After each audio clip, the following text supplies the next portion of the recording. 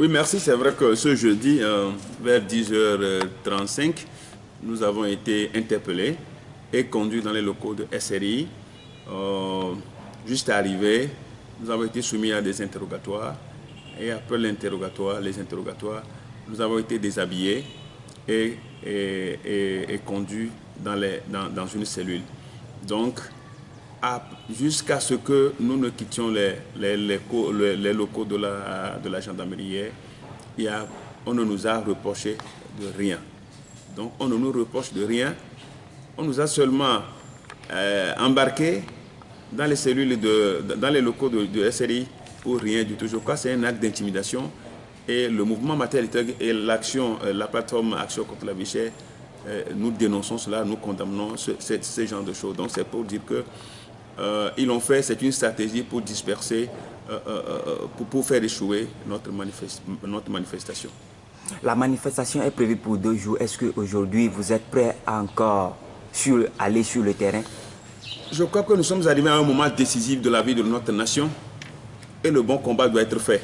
Donc nous nous inscrivons dans cette logique de bon combat, à combattre le bon combat pour la liberté, pour la justice et pour l'état de droit au Togo. Donc, il n'y a pas question de désarmer. Il n'y a pas question de nous décourager. Le combat va se poursuivre. Et ce matin encore, à 9h, nous serons sur les lieux et nous allons voir ce que les forces de sécurité vont faire aujourd'hui. Donc, le rendez-vous est encore pris sur les mêmes installations pour la même cause. Comme je l'ai dit, il est temps de combattre le bon combat. Et le mouvement Martin Luther King, la plateforme et l'action contre la vie chère ne sont pas prêts à désarmer. Hier a été votre anniversaire et que vous avez été arrêté. Quel sentiment vous avez? Oh, c'est un sentiment de fierté pour avoir confondu mon anniversaire à une cause nationale. J'ai prêté mon anniversaire à une cause nationale, j'ai été arrêté. C'est un anniversaire pas comme les autres et c'est un souvenir inoubliable pour moi. C'est un souvenir inoubliable. Je n'oublierai jamais le 20 août. Vous savez, le 20 août 2006 a été la signature de l'accord politique global. Donc le 20 août, c'est une date très importante pour moi. Et je suis né ce 20 août. C'est pour vous dire que je suis fier d'avoir combattu pour la nation, pour avoir sacrifié ce que je dirais mon plaisir pour la stabilité, pour l'intérêt national. Donc c'est un plaisir, je ne regrette pas. Et si on me demandait de faire encore si on me demande encore de faire un autre 20 août, un sacrifice national, je le ferai. Donc le 20 août 2016, je pourrais encore faire quelque chose pour la nation. Qu'est-ce que vous avez maintenant à dire à la population togolaise parce qu'ils ne manifestent pas à la cause que vous avez été arrêté hier? Oui, c'est vrai, je ne peux pas dire que les Togolais chez eux ont compati à ce qui nous est arrivé. Maintenant, il reste à le démontrer sur le terrain. Au sein des intérêts du peuple togolais, des actions que nous menons, c'est que le peuple togolais a été frustré par le passé pour les mobilisations, pour les actions politiques. Mais je dis au peuple togolais que maintenant le combat est social, c'est leur vie de tous les jours, c'est leur vie quotidienne et ils ont intérêt à se mobiliser. Et c'est en fonction de cette mobilisation que le pouvoir public saura exactement que le peuple a besoin, le peuple revendique ses droits. Donc je lance un appel au peuple togolais à se mobiliser pour cette cause. Chaque fois que nous les appellerons, c'est pour une cause qui est noble, ce n'est pas une cause partisane, ce n'est pas une cause personnelle, ce n'est pas une cause individuelle, c'est une cause nationale. Il faut que ce peuple-là se mobilise. Donc je ne condamne pas le peuple togolais, mais j'exhorte le peuple togolais à prendre son destin en main, à se mobiliser pour les causes à venir. Nos forces de sécurité, je crois que je peux vous faire c'est une sorte de, comment dirais-je,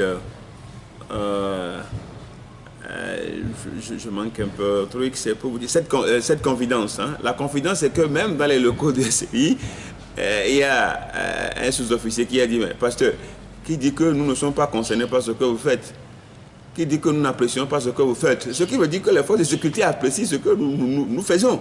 Parce que ça les concerne, eux aussi sont concernés. Maintenant, c'est le zèle, peut-être le désir de vouloir faire la volonté de son chef, de leur chef hiérarchique, c'est ça. Donc, nous n'avons pas à condamner les forces de sécurité, mais nous leur demandons d'être courageux. de dire non quand il s'agit de non, de dire non, de dire oui quand il s'agit de oui. Je crois qu'ils sont au service du peuple. Hein, ils sont des peuples, des forces républicaines, donc ils doivent travailler pour le peuple. Donc je leur demande un peu de courage dans leurs actions. Je ne condamne pas les forces de sécurité, mais je leur demande un peu de courage. Il faut qu'ils aillent au-delà des décisions uniques de leur chef hiérarchique pour faire ce qui est normal. Et les forces de sécurité, si elles se comportent comme ça, elles vont écrire leur nom dans l'histoire du Togo. Donc, une fois encore, je ne condamne pas les forces de sécurité, mais je leur demande un peu de courage, un peu de lucidité, un peu de civisme, un peu du caractère république dans leurs actions, et elles auraient servi une cause qui est noble. Le président de la délégation spéciale, je crois quand même qu'il est en train de tisser, comme le dit, un mauvais coton.